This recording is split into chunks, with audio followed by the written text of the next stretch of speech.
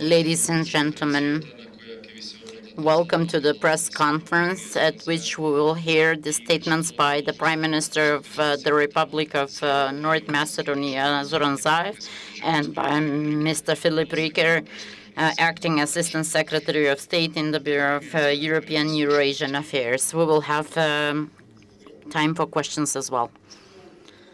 Dear Acting Assistant Secretary of State at the State Department of the USA, my dear friend Philip Rikер.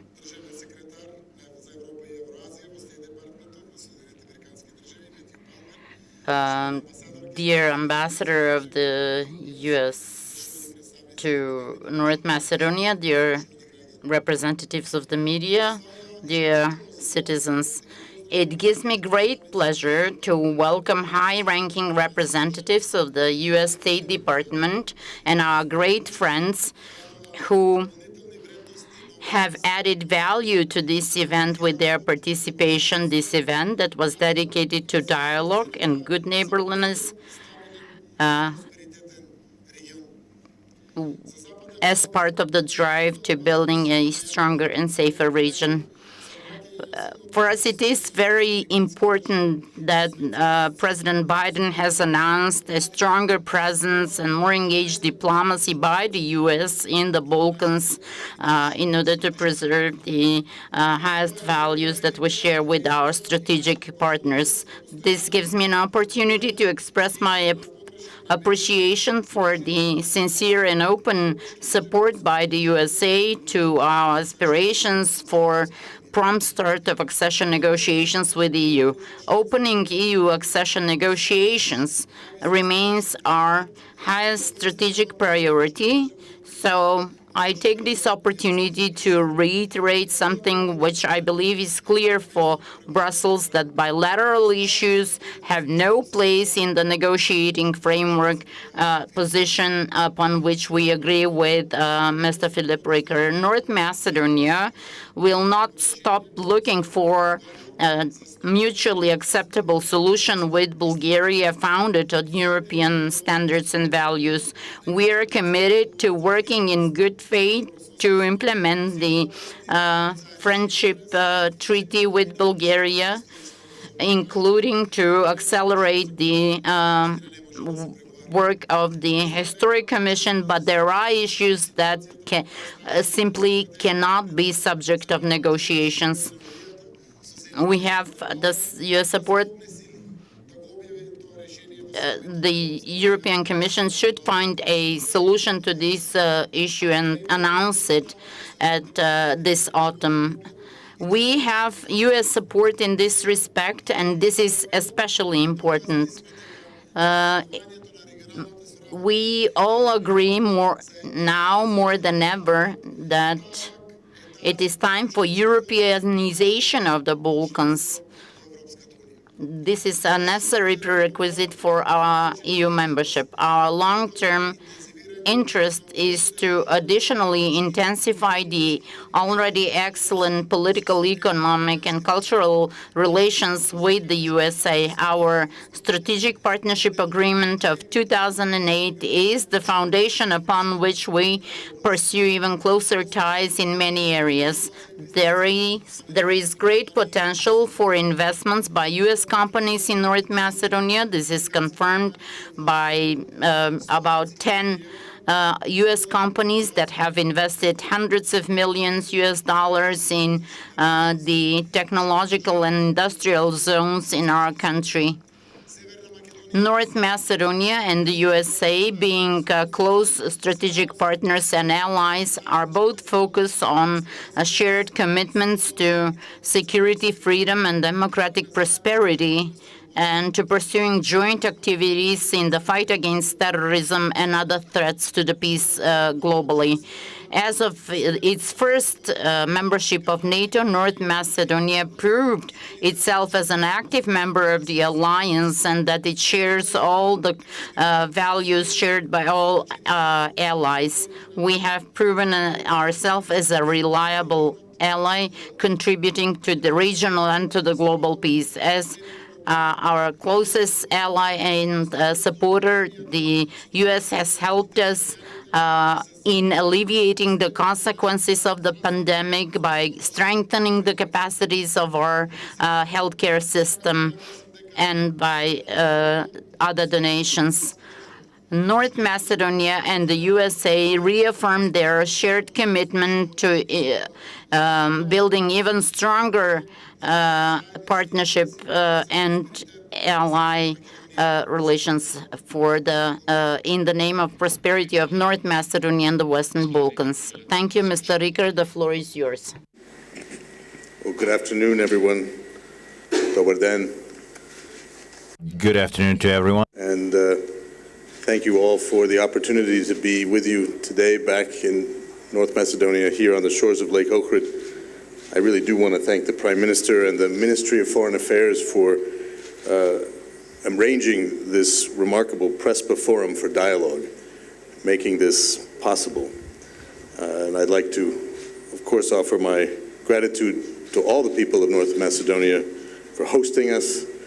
And I want to thank Ambassador Burns and our fantastic team at Embassy Skopje.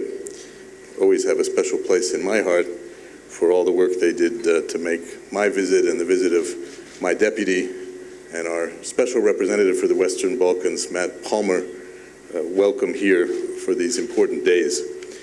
Of course, it's always a special occasion for me to return to North Macedonia, having served here not once but twice, and a pleasure to come to Ohrid. We've missed these opportunities this past year, more than a year and a half during the pandemic, when it's been difficult to travel. Diplomacy, of course, relies on personal relationships, contacts. We can do a lot of that by Zoom, but we need to have direct engagement as well. And so this forum was needed, was very much needed. We had a good conversation, a series of conversations here, and it was remarkable to see the high-level turnout from countries from across the region, from European partners, bringing a momentum back, recalling and celebrating the PRESPA agreement, which is so historic in the annals of diplomacy, and being re-energized by this important diplomatic step.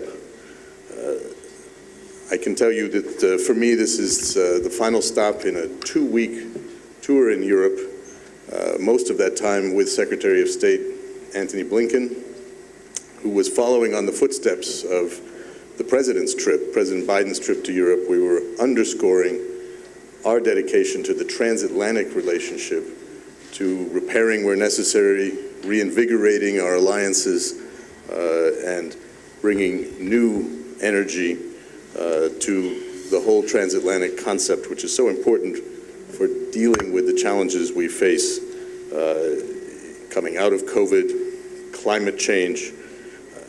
I will note, too, that this year marks the 25th anniversary of United States North Macedonia diplomatic relations. And of course, I've been a part of that for all those 25 years. We really reflect on and celebrate the achievements of two countries, the United States of America and North Macedonia, in terms of what we have done in these past 25 years. I look forward to what we will accomplish in the next 25 years as well. As I noted in my remarks last night and again today, we also observed the 20th anniversary of the Ohrid Framework Agreement and recognize that agreement as important to North Macedonia's progress and where the country is today. I remember very well the work that went into that agreement, the efforts of President Trajkovski and others, all part of the incredible history of your country. The courageous diplomacy that North Macedonia has pursued in realizing the Ohrid and PRESPA agreements, combined with a commitment to good neighborly relations. This is what helps shape the future trajectory of this Western Balkans region, which is so important, of course, to you, but to us as well. And that includes to President Biden, who knows this region, who has visited this region, who cares about this region. And so throughout this forum, we've discussed how we can further advance regional cooperation among the Western Balkans and its neighbors and neighborhood. Let me also congratulate North Macedonia as NATO's newest member on the recent one-year anniversary of joining the alliance. I was at the State Department when we went to extraordinary lengths in the early days of COVID protocols to receive the documents necessary to deposit them at the State Department as North Macedonia became ally number 30th in our North Atlantic Treaty Organization. And I just want to applaud your commitment to regional security and coordinated strategic defense efforts. Seeing Prime Minister Zaev at the table with President Biden and 28 other leaders was really an important moment, and I think we should all be proud of that. Because as NATO allies, we share a commitment not just to defend one another, but to work together with our partners, all of our partners, to make our world safer and more stable. North Macedonia is a contributor to global security, and we again thank you for your contributions even before becoming a NATO ally, as well as for your continued commitments, including the recent hosting of joint forces during the Decisive Strike 21 exercise. As the Prime Minister indicated, and as you've all heard, the United States' vision for the Western Balkans has been consistent, frankly, across multiple administrations and for decades. It is that of a region that is at peace with itself, with its neighbors, and fully integrated into European and Euro-Atlantic frameworks.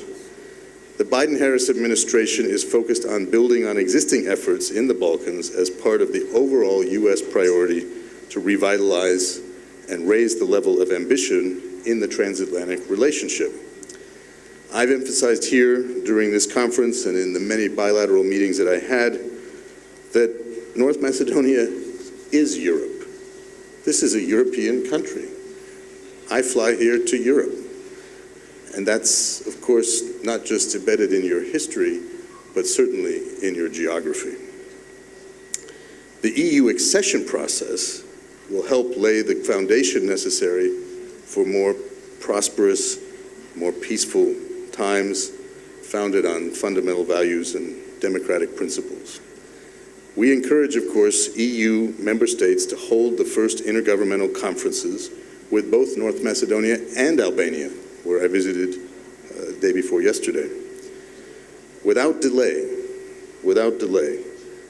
they need to make good on their commitments. As part of the continuing U.S. support to aspirant countries on their EU paths, President Biden's recent executive order 14033, for those who are taking down the details, updates and modernizes the Western Balkan sanctions regime and reinforces our commitment to combating malign influence and corruption in the region by promoting accountability, one of the tools that the President has in his toolkit. We've also prioritized discussing economic and energy integration, as we do with other European countries. This is central to the region's future prosperity and preparation for EU membership. The United States strongly supports the Common Regional Market Initiative. Regional cooperation and economic integration are not just essential to the Western Balkans' post-COVID economic recovery, but also to the region's long-term competitiveness. And any opportunities to begin working in this way are useful. So I have no doubt, in closing, that this dialogue, this PRESPA Forum dialogue, will constitute a truly important step in advancing regional cooperation. You and all the people of North Macedonia should be proud of this. I know we certainly are to be a part of it, and I just thank you. I thank all of our friends, and look forward to your questions. Thank you, Prime Minister. Ви благодарам. Продолжуваме со прашања. Телма телевизија. Thank you. We continue with the questions. Telma Television, Tamara, you can have the floor. Thank you. My question goes to Mr. Rikер. You mentioned the increased engagement of the U.S. in the way in which it is going to be done here as this support. Mr. Palmer was here yesterday, and if I'm not mistaken, he mentioned that the efforts for the region to re-enter the transatlantic union need to be increased. He said, how is the U.S. going to assist the region when it comes to when we take into consideration the hiatus in and the standstill in the integration into the European Union? No one mentioned anything around the dispute between North Macedonia and Bulgaria, which is keeping our country outside of the European integration. You mentioned also the expansion of the sanctions by President Biden when it comes to corruption. When is this list going to be expanded, and who is going to be on that list from North Macedonia? Thank you very much.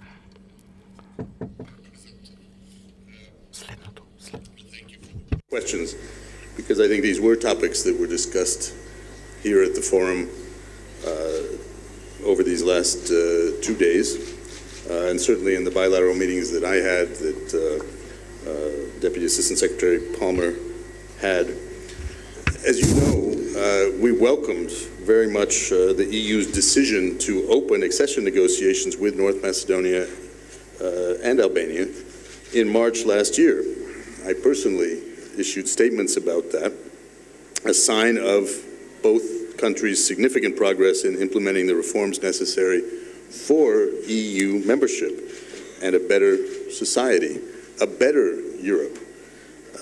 North Macedonia's EU accession would, of course, facilitate increased regional stability and political and economic connectivity in Europe and in the transatlantic partnership. And that's why it's been a crucial element of U.S. foreign policy, as I said, for many, many years. This current roadblock of North Macedonia's EU accession path damages the EU's credibility in the region and, frankly, internationally. It hurts our collective ability to advocate for reforms throughout the region, and I think sends the wrong signal and reinforces further some perception that the Western Balkans, or in the Western Balkans, that the European Union is leaving the region behind. I don't believe that's the case, but that's why we support opening of EU accession negotiations with North Macedonia and Albania without delay. I think we've made that abundantly clear in all fora, and that's what we'll continue to look at as we continue to work on so many other joint efforts, whether it's energy security, diversification, economic opportunity. We are, as President Biden has said, emerging from a global pandemic, and we have opportunities, but also great challenges to do that and rebuild our economies, all of our economies, keeping in mind the opportunities to focus on green energy, to focus on innovation, technology, as we also focus on security. As a NATO ally, North Macedonia is in a wonderful position to be seen as a country of stability, tied to the most successful military and political alliance in history. And that means there are great opportunities here, and we will just continue pushing to see all of those opportunities fulfilled. In the United States, of course, I think North Macedonia has a friend like no other. And then you asked a question, the second part of your question was regarding the executive order, which, as I indicated, is an update from older executive orders. In fact, it's great. It actually includes reference to the PRESPA agreement, as well as the Ohrid agreement, and the importance of those agreements to stability and the progress we've seen in this region, and of which the United States is very proud to have been a part. It explicitly takes on those who engage in corrupt practices in the region, and that can include misappropriation of public assets or expropriation of private assets for personal gain. And it gives the president, again, an initial, stronger, more updated tool to use as we look at our interests and the interests of our friends and allies in the region. I can't tell you when or who or how that tool may be used, but it is a tool, it is a signal from the President, from the administration of the seriousness with which we take this. You've heard President Biden talk about combating corruption as being one of his top priorities in foreign policy around the world, but that includes here as well. And we'll continue to stress that because it's those kinds of reforms that will lead to better opportunities, greater confidence, and more prosperity for all citizens. Thanks. Ana, Медиумска информативна агенција, повелете.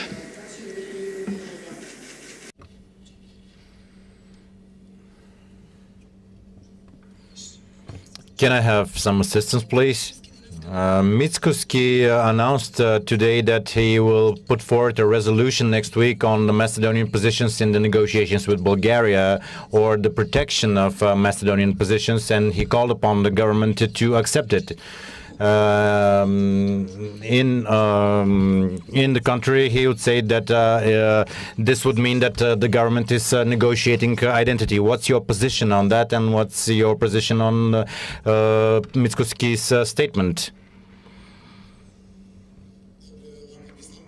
Okay, I'll answer this in this way, even to those who are not too much aware of that. Think to all democratic world, all the countries in the region are aware what is being negotiated, and they are clear that the Macedonian language and identity are outside of the negotiating framework.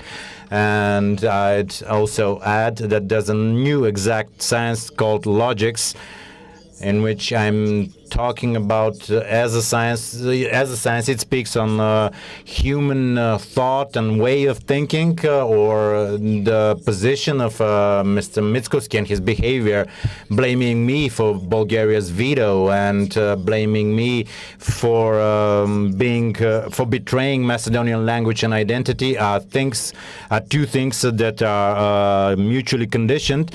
Is far removed from healthy logics. We have always been transparent, and we have during the process, and we will continue to be transparent. We have no dilemmas on negotiating anything with the opposition, and we will continue to do that. But first and foremost, we'll continue protecting national interests from all possible aspects, from the aspect of what we have been doing to this date in protecting our identity, our language, our Macedonian language, and our separate identity as Macedonian nation, and by protecting national positions due to the goal of finding a solution that will not be placed on, and I have to assure you that nothing that is holy for us, and this is our Macedonian language and identity, will not be put forward for negotiating. And our intention is through negotiations, through direct talks, to achieve our strategic goals. Our first goal of NATO has already been achieved.